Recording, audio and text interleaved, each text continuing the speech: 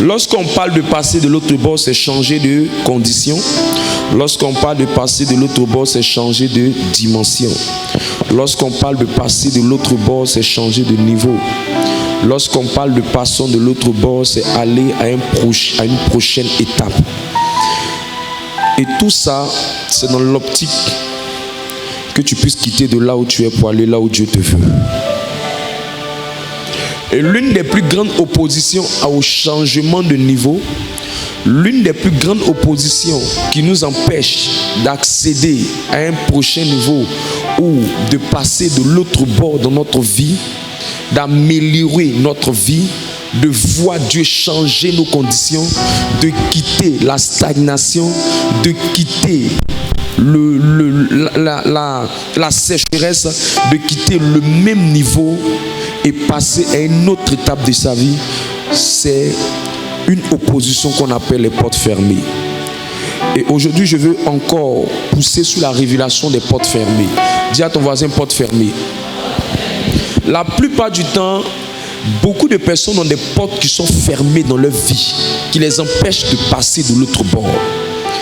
Et je t'informe que peu importe ton degré de christianisme, ton degré de spiritualité, peu importe ton niveau dans la vie, peu importe que tu sois ancien ou nouveau chrétien, il y a des portes qui se fermeront au-devant de toi.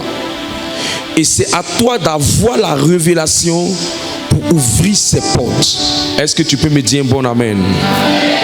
Et l'une des choses qui fait que beaucoup n'arrivent pas à ouvrir les portes, ce sont les révélations que je vais te donner maintenant. Alors tiens-toi très bien parce que ce sont des révélations fraîchement qui viennent du ciel. Alors je prends qui comme une image, j'ai besoin d'un protocole qui va imager mon message. Parce qu'on peut beau parler, mais quand il n'y a pas d'image, les gens ne comprennent pas. Amen. Alors mets-toi là. Voilà. Et regarde-moi de face. Considérez que lui, actuellement, il est devenu une porte. Actuellement, il est une porte. Amen. Donc, quand on dit quelqu'un passe de l'autre bord, ça veut dire qu'il quitte, il ouvre la porte et il passe à la prochaine étape. Amen. Donc, j'imagine ça un peu bien pour que vous puissiez comprendre. Donc, si il dit tu ouvres la porte, tu vas dans ce sens. Voilà. Et puis, je passe. Amen. Normalement, ça devait être facile comme ça que les portes s'ouvrent. Et puis, tu passes de l'autre bord. Mais ce n'est pas évident que ça s'ouvre toujours comme ça. Est-ce que tu es avec moi? Donc, il arrivera des moments où tu vas venir et tu veux passer de l'autre bord. Mais la porte refuse de te céder le passage. Tu viens forcer, tu ne peux pas. Tu viens frapper, elle ne s'ouvre pas. Tu fais tout ce qui est humainement possible, elle est encore fermée. Donc elle peut être fermée, et comme elle est fermée, peu importe ce que tu désires, tu n'arrives pas à prendre ce qui est derrière cette porte. Or, c'est ce qui est derrière cette porte qui fait que tu passes de l'autre bord. Et un jour, Jésus s'est déplacé avec les disciples et ils allaient vers un autre territoire. Et il y avait une tempête qui s'est levée sous la forme d'une porte et qui les a empêchés de partir à un autre niveau, d'accéder à une prochaine étape. Donc dans la vie de tous les enfants de Dieu, à un moment ou à un autre, ils seront devant une porte qui est fermée. Ça peut être la porte du travail, ça peut être la porte du mariage, ça peut être la porte de la santé, ça peut être la porte du voyage, ça peut être la porte de quoi encore, de l'enfantement, ça peut être toutes les portes de bénédiction dans lesquelles tu veux accéder. Elles ne s'ouvriront pas devant toi parce que tu as des beaux yeux. Non. Il y a des choses à faire pour que ces portes-là puissent s'ouvrir. Tant que tu ne connais pas ça, tu peux rester maintenu au devant de cette porte et dire à Dieu de t'aider alors que Dieu t'a déjà donné les secrets pour régler ce problème. Amen. Donc voilà le sujet que nous sommes en train de traiter pendant ce Magnificat, pour que quand demain ou quand dans ta situation tu te rends compte qu'une porte est fermée, tu saches que tu utilises la révélation qu'il faut pour ouvrir ça. Est-ce que quelqu'un peut me donner un bon amen? Alors merci. Donc je peux aller très vite maintenant si tu as compris déjà de quoi je suis en train de parler. Alors je vous ai expliqué que l'une des méthodes qui a été conseillée par la Bible pour ouvrir les portes fermées est dans Luc 11. Luc 11, verset 9. Luc 11, verset 9. Luc 11, verset 9. L'une des sagesses pour ouvrir la porte, c'est le combat spirituel. Luc 11, verset 9. Lis ça. Luc 11, le verset 9. Et moi, je vous dis, demandez et l'on vous donnera. Cherchez et vous trouverez. Frappez et l'on vous ouvrira. Frappez et l'on vous ouvrira. Donc on est à la dernière partie. Frappez et l'on vous ouvrira. On est mis pour qui? On est mis pour deux groupes de personnes qui peuvent être derrière la porte. Le premier groupe, c'est une personne gentille. Quand tu frappes, elle est dans la maison, elle t'ouvre la porte parce qu'elle fait partie de la maison. C'est une personne gentille. Maintenant, le deuxième groupe, c'est une personne qui n'est pas gentille, qui a une mauvaise intention, qui est mauvaise, qui est méchante. Et ce groupe de personnes sont appelés les hommes forts. Ils maintiennent les portes, ils ferment les portes et ils refusent de céder le passage. Malgré que tu frappes, ils refusent. Malgré que tu frappes, ils refusent. Quand tu es confronté à une telle chose, j'ai dit et je répète, il te faut la puissance de l'Esprit de Dieu. Et la puissance de l'Esprit de Dieu viendra par le jeûne, elle viendra par la prière, elle viendra par quoi? Par le manteau prophétique d'un père spirituel. Elle viendra aussi, ce que j'ajoute aujourd'hui, par la révélation de la parole de Dieu. Généralement, quand tu écoutes l'enseignement qu'on te donne, voilà comment tu peux faire pour que la grâce qui est dans l'enseignement rentre en toi et amplifie la puissance de Dieu dans ta vie. Quand tu as enregistré le message, et puisque le message passe sur YouTube et toutes les plateformes que tu connais, tu prends le message, tu t'enfermes dans ta chambre, tu descends du boulot, tu fermes ta chambre, tu dis Seigneur, que l'esprit avec lequel ton prédicateur a prêché le message, que cet esprit-là entre en moi. Et tu te mets à prier avec le message. Tu mets le message en fond sonore et tu écoutes, et tu demandes à Dieu de te transférer la grâce qui est derrière. Quand la grâce ça va entrer en toi, ça va amplifier la puissance de Dieu dans ta vie. La révélation va amplifier la puissance de Dieu dans ta vie. Et naturellement, tu vas te rendre compte que la même grâce que la personne a eu pour faire le message et la même grâce et la même puissance qui est derrière le message va venir dans ton cœur, va venir dans ta vie et tu pourras faire la même chose. Est-ce que quelqu'un est avec moi? Est-ce que quelqu'un est avec moi? Voilà. Mais il ne faut pas plaisanter avec le jeûne. Dis à ton voisin, ne joue pas avec le jeûne. Ne joue pas avec le jeûne. Alors, l'une des choses que le Seigneur m'a donné, que je vais t'ajouter en bonus. Dis à ton voisin bonus. Le Seigneur m'a dit qu'il y a un groupe de personnes qui vont venir ce soir. Il m'a dit qu'ils vont venir ce soir. Il y a un groupe de personnes que tu dois donner cette révélation. Et quand je continue d'engager le combat spirituel et qu'il y a une résistance encore, qu'est-ce que je fais? Pourquoi certaines portes fermées refusent de s'ouvrir malgré la prière de combat spirituel? Est-ce que tu es là? C'est ce que je t'ai dit aujourd'hui.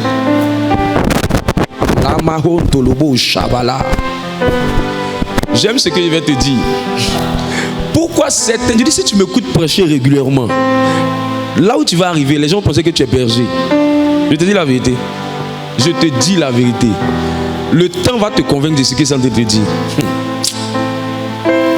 Merci Saint-Esprit pour cette puissante révélation. Donc la première révélation, c'est le combat spirituel. Tu vas avoir la puissance de Dieu. Tu as brisé, tu as cassé, tu as renversé. Il peut arriver que la porte s'ouvre.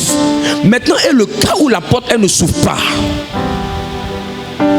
Il y a 5 raisons qui peuvent faire qu'il y a résistance derrière la porte.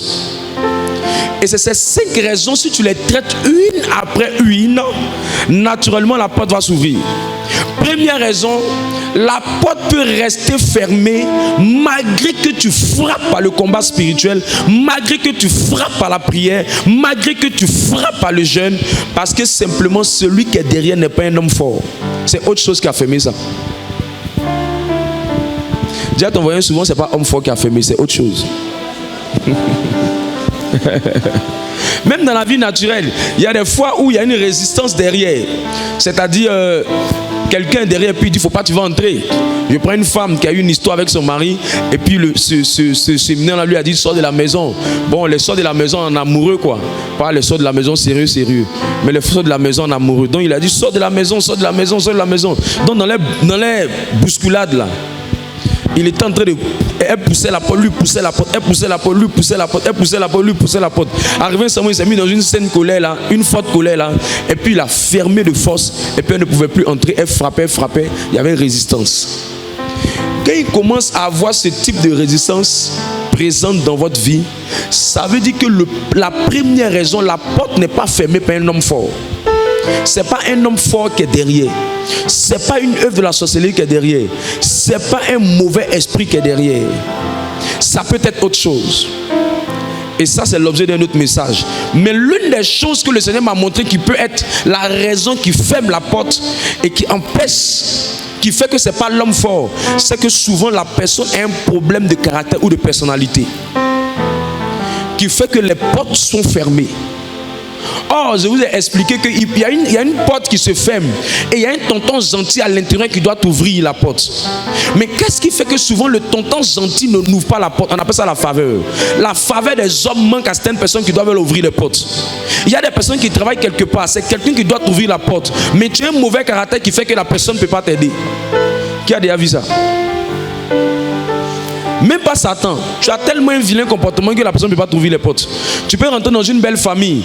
Tu as tel vilain caractère que ta belle-soeur qui devait t'aider afin de pouvoir avoir l'ouverture de certaines faveurs dans la famille te ferme la porte. Dans la condition où elle n'est pas sorcière, ça peut être ta personnalité, ça peut être ton caractère, ou ça peut être des blessures intérieures émotionnelles qui t'ont défiguré. Ça, c'est l'objet d'un message qu'il faut traiter. Est-ce que tu es avec moi? La deuxième raison qui peut faire que la résistance persiste et que tu essaies de frapper, ça ne s'ouvre pas. Et dans Marc 11, verset 23. Marc 11, 23, lis ça. Marc 11, 23. Marc 11, le verset 23. Je vous le dis en vérité, si quelqu'un dit à cette montagne, si quelqu'un parle à cette montagne, ôte-toi de là, et jette-toi dans la mer. Et puis je dis, jette-toi dans la mer. Et s'il ne doute point en son cœur, s'il parle à la montagne, la montagne c'est l'image de l'obstacle. La montagne c'est l'image de l'opposition. Donc on peut remplacer la montagne par la porte. Donc il dit, si quelqu'un parle à la porte, si quelqu'un s'adresse à cette porte qui est fermée et qu'il doute dans son cœur, cette porte-là ne va pas s'ouvrir. Donc la deuxième raison qui peut faire que la porte ne s'ouvre pas, c'est qu'il y a un manque de foi en l'autorité que Christ a donnée. Et le manque de foi de ta part, le manque de foi qui fait que devant la porte, ça ne s'ouvre pas. Ce manque de foi fait que tu n'arrives pas à ouvrir la porte. La porte veut s'ouvrir, mais à l'intérieur de toi, tu n'as pas assez de foi en l'autorité de Dieu en toi. Dieu a mis l'autorité en toi, mais comme tu n'as pas assez de foi, cette autorité-là ne porte pas son fruit. Il va lui-même dire une parole intéressante dans la bouche de Jésus en Matthieu 17, verset 20. Lorsque les disciples ont essayé de délivrer un enfant, ils n'ont pas pu le délivrer. Qu'est-ce que la Bible va nous dire? Matthieu 17, verset 20. Qu'est-ce qui a fait qu'ils n'ont pas pu? Matthieu 17, le verset 20. C'est à cause de votre incrédulité, le dit Jésus. Jésus dit, ce qui a fait que quand vous avez dit sort, c'est le même sort que moi j'ai dit toujours, mais il y a de l'incrédulité en vous. Et l'incrédulité c'est l'opposé de la foi. Quand il y a incrédulité, il n'y a plus de foi. Quand il y a foi, c'est qu'il n'y a plus d'incrédulité. La foi et l'incrédulité ne vont pas ensemble. Quand vous entendez qu'il y a apparition d'incrédulité, c'est qu'il y a absence de foi. Et l'apparition de l'incrédulité rime avec le doute. Quand quelqu'un commence à douter de la puissance de Dieu en lui ou la puissance de Dieu sur lui, Satan va utiliser cette stratégie. Et l'une des stratégies de Satan pour tuer ta foi en l'autorité de Christ en toi, Satan va te dire, tu n'as pas assez prié pour ouvrir cette porte. Dis à ton voisin, Satan est un menteur. L'une des stratégies que Satan va utiliser, au lieu de parler à la montagne, tu vas pleurer devant la montagne. C'est parce que tu doutes que tu pleures. Il n'a pas dit si quelqu'un, il a dit si quelqu'un dit à cette montagne. Il n'a pas dit si quelqu'un parle à cette montagne et parle de cette montagne. Relis le texte, je vais aider quelqu'un. Marc 11. Oui, vas-y. Marc 11. Je vous le dis en vérité, si quelqu'un dit à cette montagne, ôte-toi de là et jette-toi dans la mer, et s'il ne doute point en son cœur, mais croit que ce qu'il dit arrive, il le verra s'accomplir. Il le verra s'accomplir. Regarde, il dit si quelqu'un dit à cette montagne. On n'a pas dit si quelqu'un parle de cette montagne. Dire à cette montagne est différent de parler de la montagne. Parler de la montagne, c'est dire, hey, la montagne, il est grande. Il y a que moi, c'est pointu. Il y a que moi, c'est déformé. Il y a des gens qui parlent de leurs problèmes au lieu de menacer leurs problèmes. Et quand le diable connaît cette stratégie, la méthode qu'il va utiliser est la même. Il va mettre le doute dans ton cœur. Personne n'a le désir de douter. Mais l'une des méthodes du diable, c'est de mettre dans ton esprit le doute par une méthode. C'est de tout faire pour qu'au lieu de te mettre à prier, à ordonner, à commander pour que la porte s'ouvre, le diable va te faire dire, mais ça là, c'est pas possible. Regarde comment c'est fermé. Regarde comment c'est compliqué. Au lieu de t'adresser à la montagne, tu es en train de te plaindre devant la montagne. Tu es en train de pleurer. Et quand tu pleures, le découragement rentre. Et quand le découragement rentre, les démons vont te donner des paroles maintenant. Non, le démon qui est derrière est trop fort. Le démon là est trop fort. Est-ce que j'ai vraiment bien prié même? Vraiment, je pense que je n'ai pas assez prié.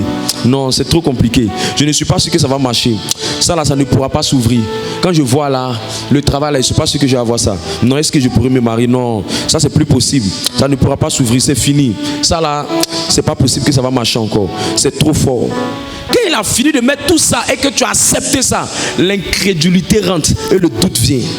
C'est pour ça souvent pendant la délivrance, tu es en pleine délivrance et puis le démon commence à rire. Si tu le regardes en train de rire, le but c'est quoi? Le but c'est de te mettre dans la panique. Tu comprends?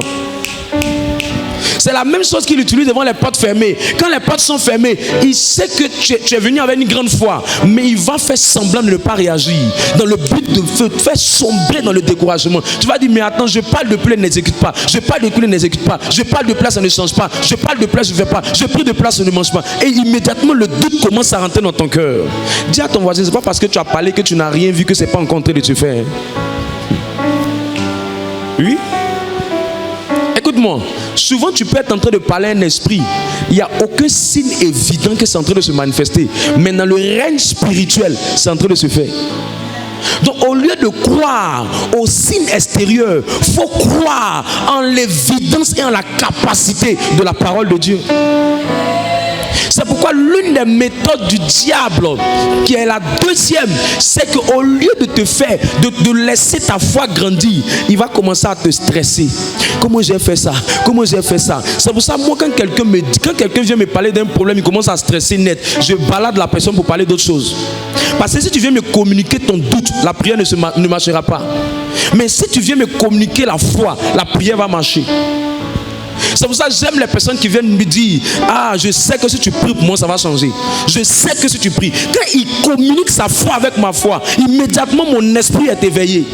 Mais quand il vient me dire, non, ça là, je ne suis pas sûr que ça va marcher. Je sais que ça ne marchera pas. C'est compliqué. Il commence à pleurer, il commence à paniquer. Généralement, je suis sur mon téléphone. Faut pas y voir ton visage, franchement. Faut pas le diable faire un cling-cling dans mon esprit. Parce que s'il fait un cling-cling dans mon esprit là, à l'instant même, mon cœur va commencer à dire, est-ce que ça peut changer? Est-ce que ma prière peut faire quelque chose? Est-ce que ma prière peut produire quelque chose? Un jour, je faisais une délivrance. Pendant la délivrance, l'esprit commençait à se moquer. Il dit, oh, toi tu fais quoi même? C'est quoi tu es en train de faire? Il dit, même si ça ne te fait rien, c'est ma force, c'est ma main, je vais continuer. En même temps, l'esprit a crié, ah, il est mauvais. Pourquoi? Parce qu'il voulait me paniquer. Mais je suis resté serein et imperturbable. Dis à ton voisin, si tu n'es pas serein, Satan va te dire que la porte là n'est pas en train de s'ouvrir. Il va mettre la peur dans ton cœur, la panique, le stress. Souvent tu pries, rien ne se produit. Ne panique pas. Au contraire, chante, ris, danse, adore. Ne laisse pas ton visage dans la tristesse, parce que Satan regarde l'aspect de ton visage pour continuer à faire. Quand il sent qu'il fait, tu n'es pas triste. Quand il sent qu'il fait, tu ne paniques pas. Quand il sent qu'il fait, mais tu es calme, il baisse les gardes et relâche. Lisons un texte qui nous parle de ça. Marc 12. Marc 11, verset 12, je crois. Marc 11, verset 12. Marc 11, le verset 12.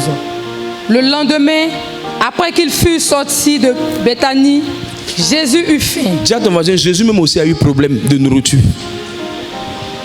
Oui, il faut dire Jésus a eu problème. C'est pour ça qu'on te dit qu'il marchait dans sa dimension humaine. Les gens pensent que Jésus fonctionnait avec sa dimension 100% Dieu. C'est faux. Il était 100% homme, 100% Dieu. Donc il marchait sur la terre de Jérusalem avec sa dimension humaine.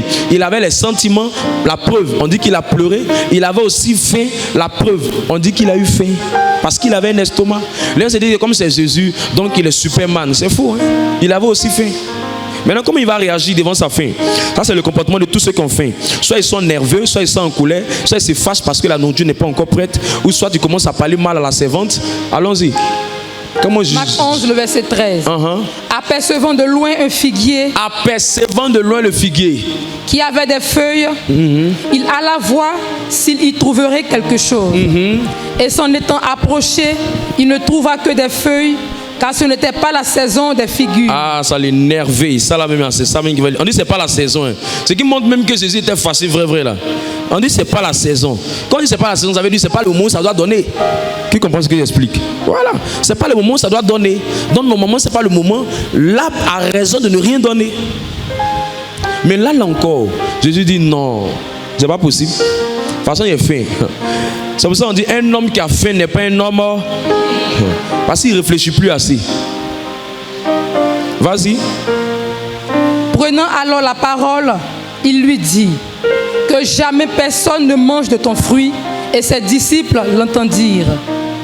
Il arrivait à Jérusalem. Regarde, il a maudit le figuier. Il a fini de maudire le figuier. Il a fini de menacer le figuier. Il a fini de parler sur le figuier. Rien ne s'est produit.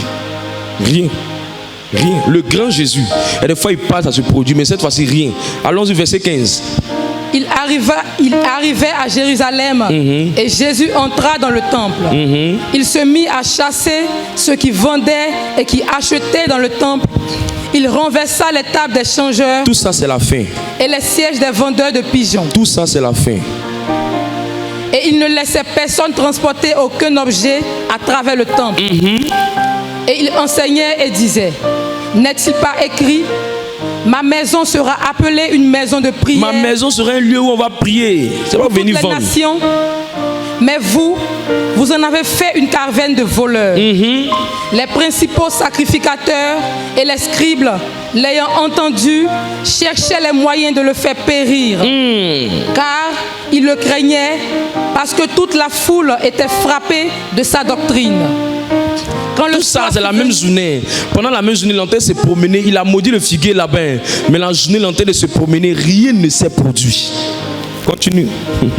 Quand le soir fut venu, le soir maintenant arrive. Jésus sortit de la ville. Le matin, en passant, les disciples virent le figuier séché jusqu'aux racines. Séché jusqu'aux racines. Écoute-moi, tu as parlé à la porte. C'est juste une question de temps.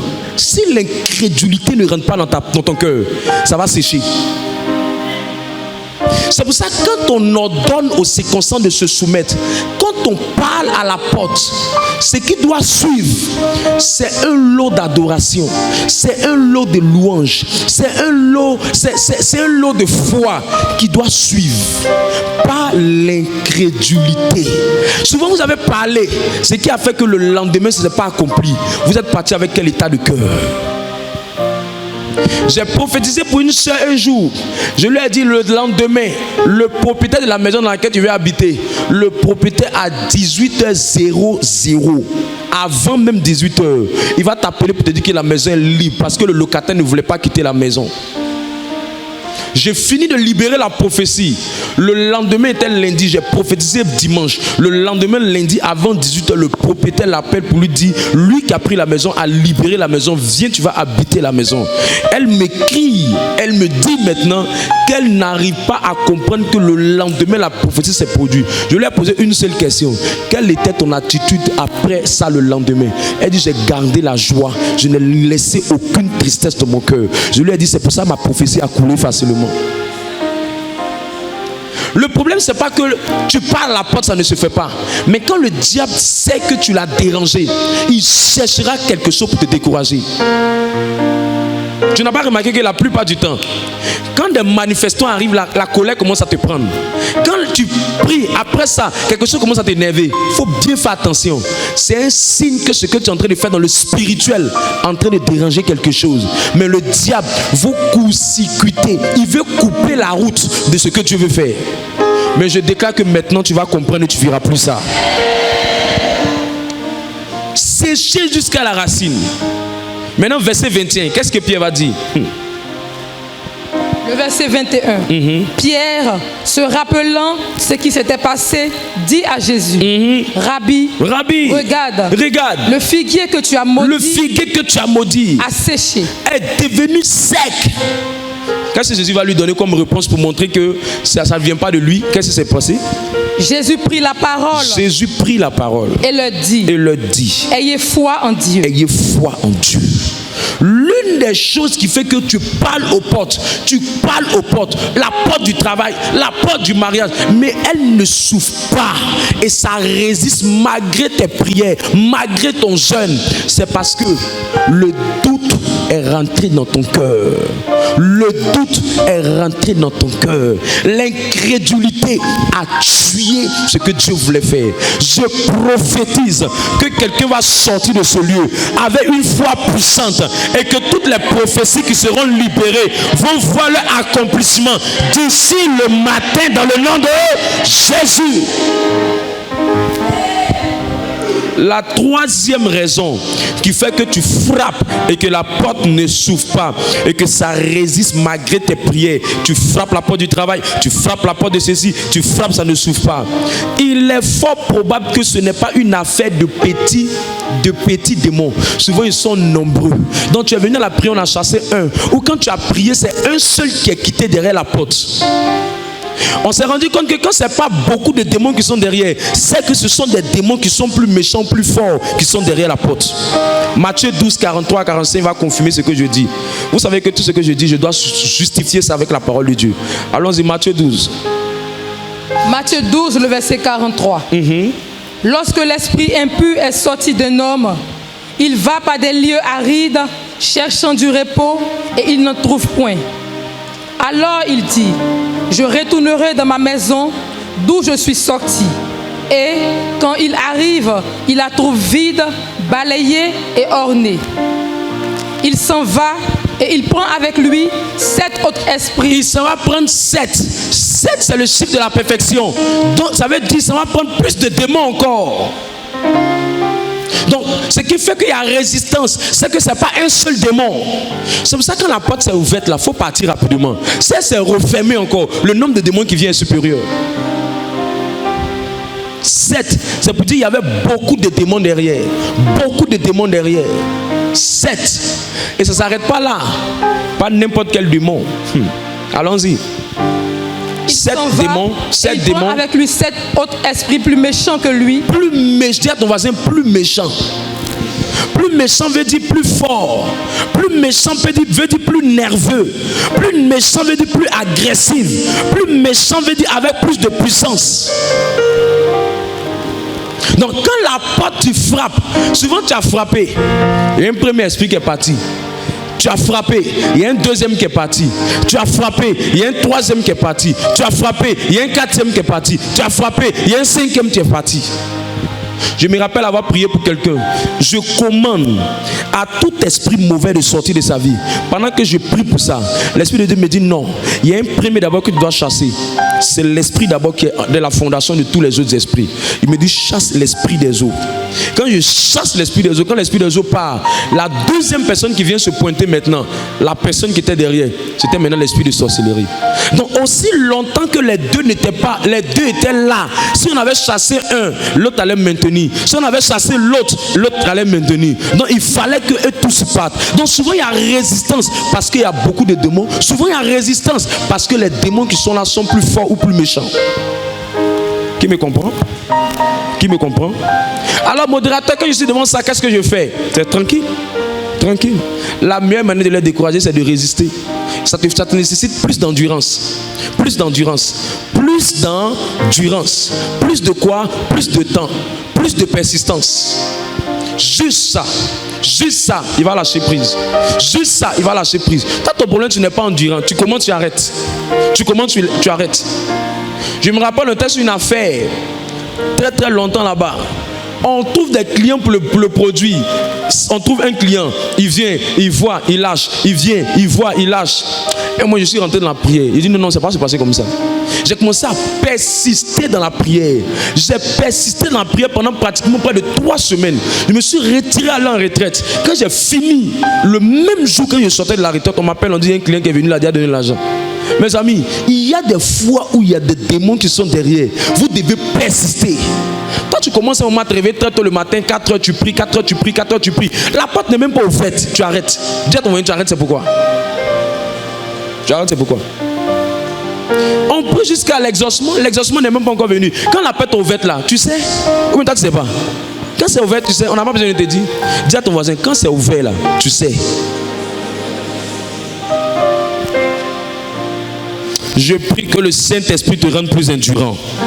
Je prie que le Saint-Esprit te rende plus endurant. Je prie que le Saint-Esprit te donne de persister. Je prie que le Saint-Esprit te donne de persister. Où j'ai pris ça? Luc 18, verset 1. Oh, j'aime la parole de Dieu.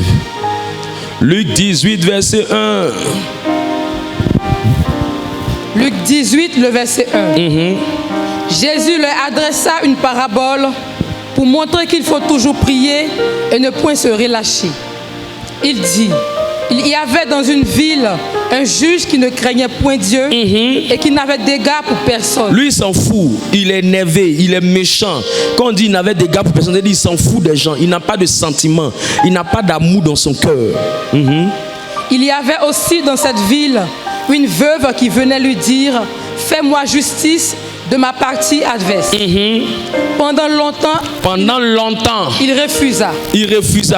Mais ensuite, il dit en lui-même, quoique je ne craigne point Dieu, que je n'ai d'égard pour personne, et que je ne me fous des gens, néanmoins, parce que cette veuve m'importune, parce qu'elle m'importune. Dis à ton voisin, il faut importuner souvent la porte. Le mot importuner veut dire persister. Le mot importuner veut dire fatiguer. Le mot importuner veut dire ennuyer. Le mot importuner veut dire déranger. Le mot importuner veut dire gêner. Il y a une pensée séculière dans notre monde qui dit Dieu est tellement fatigué. Il y a tellement de gens qui parlent à Dieu que Dieu est tellement fatigué. Il faut dire que cette pensée-là, je te dis que ça vient du diable. Dieu est ton camarade de classe et puis il est trop fatigué des gens qui prient. C'est ton camarade de classe. C'est une pensée qui vient du diable. Les gens disent non, laissez Dieu tranquille, il est trop fatigué. Tu penses que Dieu c'est quoi? C'est un vieux barbu qui est là, qui est fatigué, qui est assis quelque part à Gagnoa, et puis il ne sait pas ce qu'il veut, il a une canne dans sa main. C'est quoi ça là? On te parle du roi des rois, du Seigneur des seigneurs, du tout-puissant, du tout-suffisant. L'homme qui est dans le temps, avant le temps il était là, après le temps il était là, il est dans le temps, il s'appelle le temps, il peut rajeunir comme il veut, il peut devenir vieux, il peut devenir jeune, il peut devenir adulte, il est dans le temps, il s'appelle le temps, il a le commencement, il a la fin, il ne se fatigue pas, c'est le seul qu'on dit, il ne sommeille et il ne dort. C'est quel homme ça là? Même moi-même, je suis ton modérateur là, je dors souvent.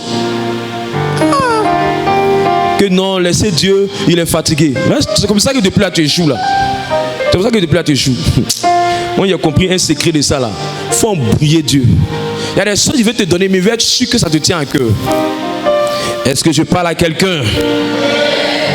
Allons-y.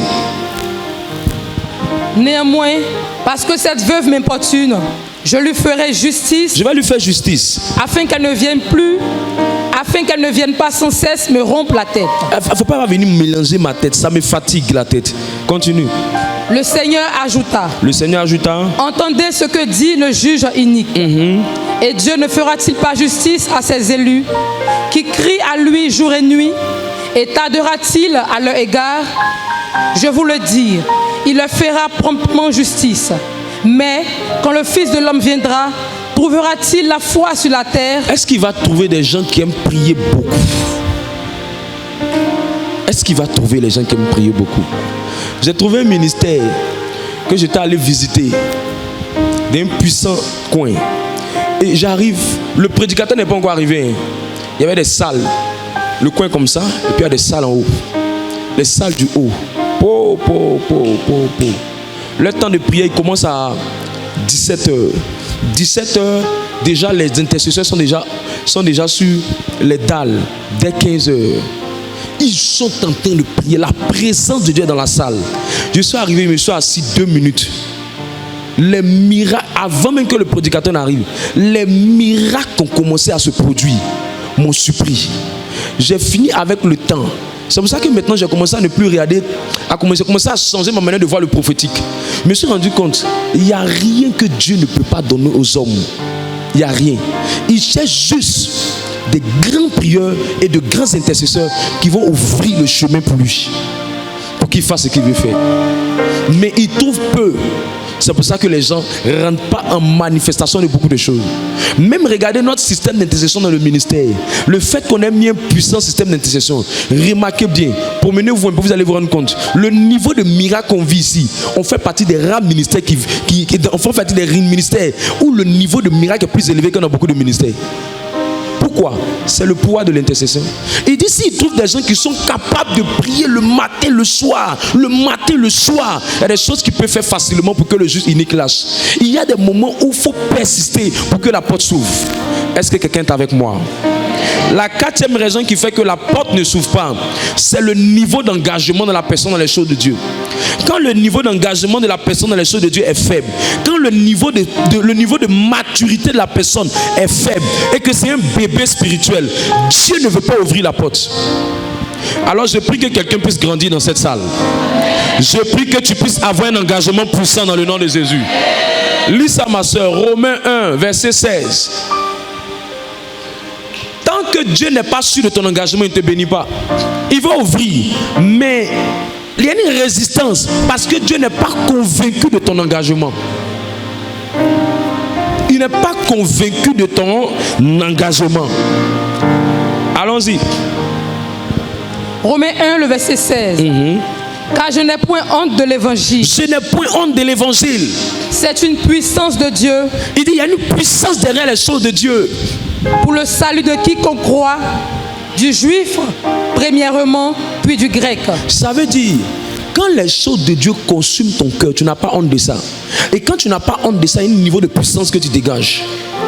J'ai fait le constat avec le temps. Les gens qui voient les portes s'ouvrir au devant d'eux, ce sont des gens qui vont insister dans leur investissement dans les choses de Dieu. Et Dieu lui-même vient ouvrir la porte pour eux. Quand ton engagement dans les choses du Seigneur est fort, le niveau de manifestation de Dieu devient plus intéressant.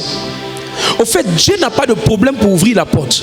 Mais le problème de Dieu, il veut se rassurer que tu es le type de personne qui est investi dans les intérêts de son royaume. C'est pour ça qu'il dit, je n'ai point honte de l'évangile. Parce que l'évangile, c'est investi dans les choses de l'évangile. C'est investi dans l'œuvre de Dieu. C'est investi dans l'évangélisation. C'est investi dans les choses spirituelles. Mettre son temps dans les choses spirituelles, ça permet à Dieu d'ouvrir tout ce qui est bloqué. Je prie que les portes soient ouvertes dans ta vie.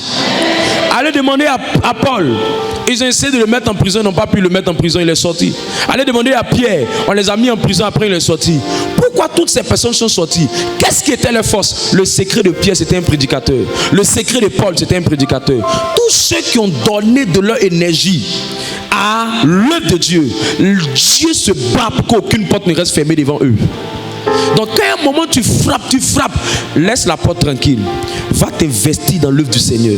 Va t'investir dans les choses spirituelles. Va t'engager dans les choses spirituelles. La porte va s'ouvrir à ton insu. C'est pour ça qu'il va dire cherchez premièrement le royaume de Dieu. Le numéro préféré de Dieu, le 633. Qui connaît le numéro? Le 633.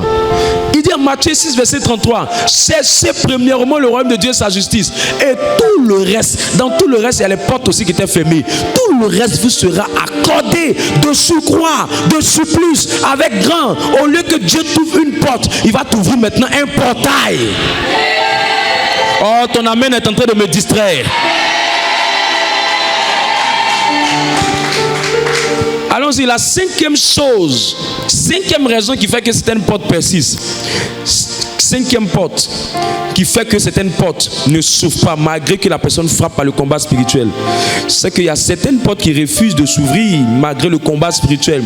Parce que la personne elle-même qui est en train de frapper devant la porte là, il y a certaines choses en elle que Dieu lui-même n'apprécie pas. Et ces choses qui sont en elle, tant qu'elle n'a pas confessé ça, tant qu'elle n'a pas avoué ça, elle prie, ça ne marche pas. Ça ne marche pas. Oh, il y a trop vu ça dans l'affaire de Dieu.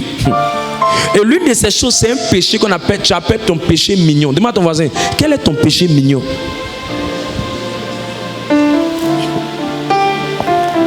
C'est quoi le péché mignon? C'est un péché que tu refuses d'abandonner malgré que tu es baptisé, tu es confirmé. Tu es dedans il y a longtemps. Le péché et toi, vous formez une seule personne. Il y a des gens, ils aiment critiquer. On les a lavé à l'eau de critique. Quand quelqu'un est en train de passer net, ils sont assis là. Est-ce que tu vois ce que je vois là? C'est pour lancer le sujet. Dès que tu es intéressé. Oui, j'ai vu. En même temps, la causerie a commencé. Ils vont déchiqueter la personne de la tête jusqu'aux pieds. C'est avec cette bouche-là, tu viens dire ouvre ta porte. Ça ne va pas s'ouvrir. Ça ne va pas s'ouvrir. Ma femme, elle sait. J'ai une discipline. Quand je dois prêcher, je parle moins des choses du monde pour que la puissance à l'intérieur de ma bouche soit plus forte. Mes amis, on est dans le spirituel. On est dans le spirituel, hein? On n'est pas dans l'amusement. Aoussa s'en va au Nigeria, il passe 3 jours là, au Niger. Il passe 3 jours là-bas, il revient, son gars marche. Ça veut dire que dans tout ce qu'on fait là, si tu ne laisses pas ce sur quoi tu t'appuies pendant longtemps, qui est comme une chose qui te tire derrière, chaque fois que tu vas vouloir aller, Satan va utiliser ça pour te ramener derrière.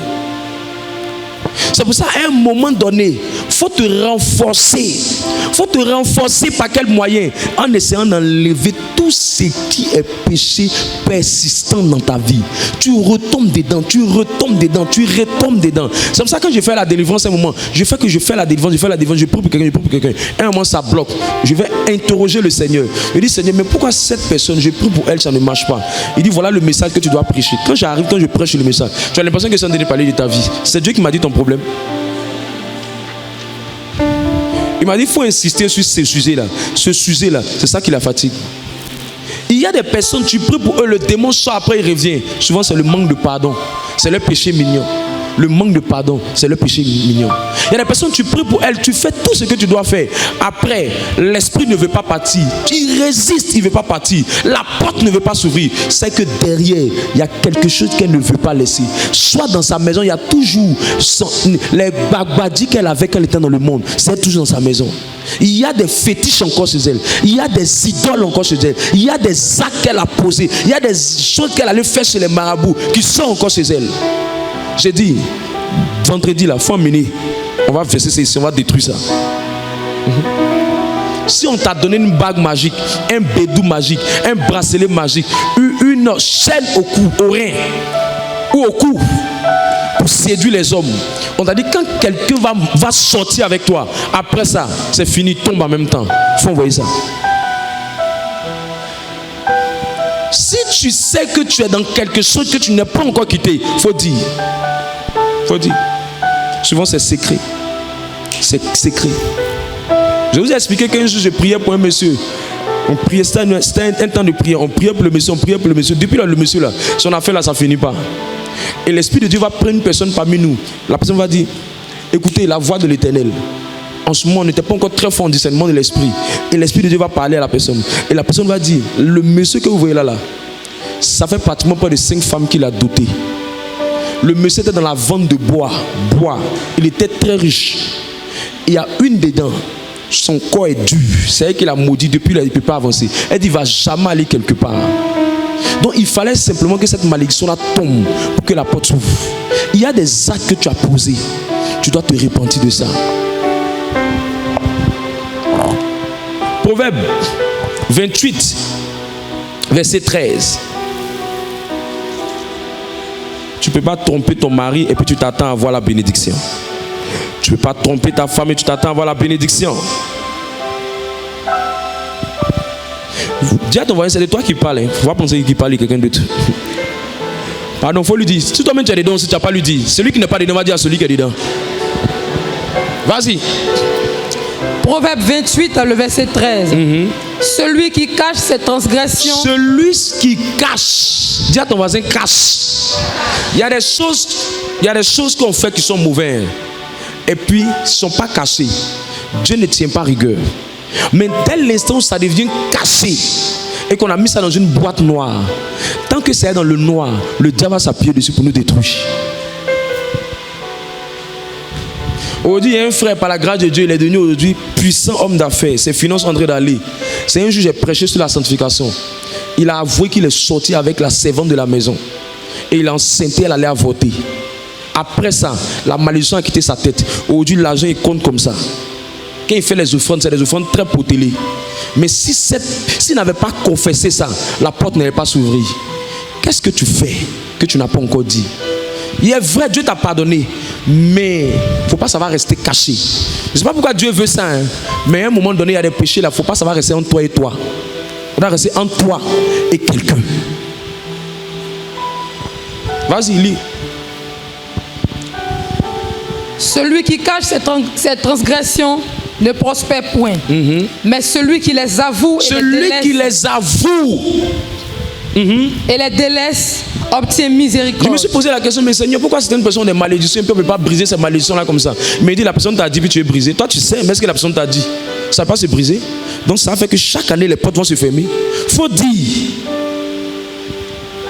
Faut dire. Il ne faut pas penser qu'on suppose. Il faut venir dire que tu as voté 4 fois. Viens dire.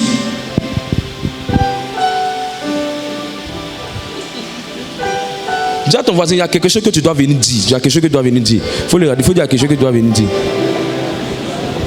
Non, depuis là, il frappe la porte. Depuis là, il frappe la porte. Depuis là, il frappe la porte. Dieu m'a dit, si la personne persiste et que la porte refuse de s'ouvrir, il y a quelque chose qu'il doit dire. Dis voisin, il faut dire.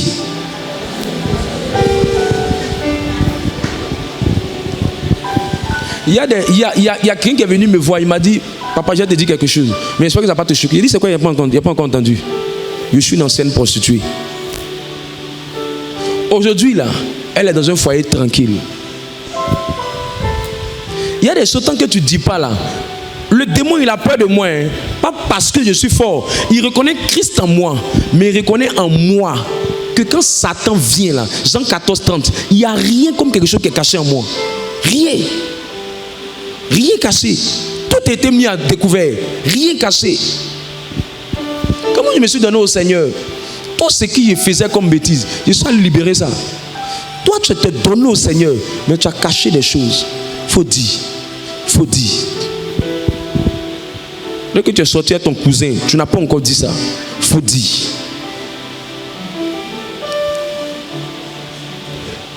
Est-ce que je parle à quelqu'un? Maintenant, si tu veux, tu gardes, hein? Mais c'est qu'est-ce qu'on va voir? Si la porte va s'ouvrir, ça va rester fermé. On va savoir. Souvent, tu es là, mais moi, je connais un ami, il a prié pour avoir le voyage. Le voyage ne venait pas. Il a fait tout. Il a passé plus de 3 fois Taj Maj. C'est le diplôme qui te donne de rentrer dans les meilleures écoles de commerce. Dans les meilleures écoles de commerce. Il a fait ça plusieurs fois, ça n'a pas marché. C'était une seule chose. Il en voulait à sa maman. Il en voulait à sa maman. Il fallait simplement qu'il confesse ça. Quand il a dit, ça a libéré son cœur. Le démon est parti. La malédiction est partie. La porte s'est ouverte. Reste là. Tu frappes. Ça ne s'ouvre pas. Au lieu de venir dire, tu es couché dessus. Couche-toi. Tu fais du mal à qui? Moi, je prêche seulement. Si tes problèmes sont toujours là, moi, je vais continuer d'être prédicateur. Est-ce que je parle à quelqu'un? Alors, je te donne un dernier secret rapidement. Viens encore. Un dernier secret. Dieu même, il est fort. Mets-toi ici. Encore la porte. Quand il me donne les révélations, je comprends qu'il est trop fort. Il me dit, il y a des fois où la porte est fermée. Elle est fermée. Elle est fermée. On frappe. On frappe. Mais il m'a montré qu'il y a un autre secret. Dis à ton voisin un secret. Elle peut rester fermée. Et puis toi, tu vas sortir ici.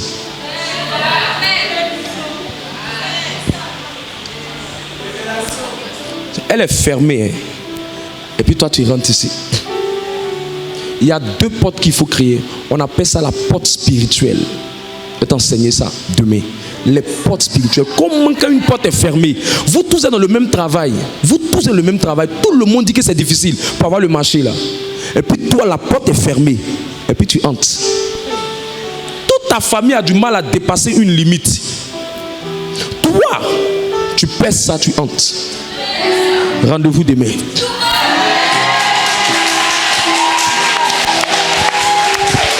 J'ai dit tous mes messages que je vais te prêcher.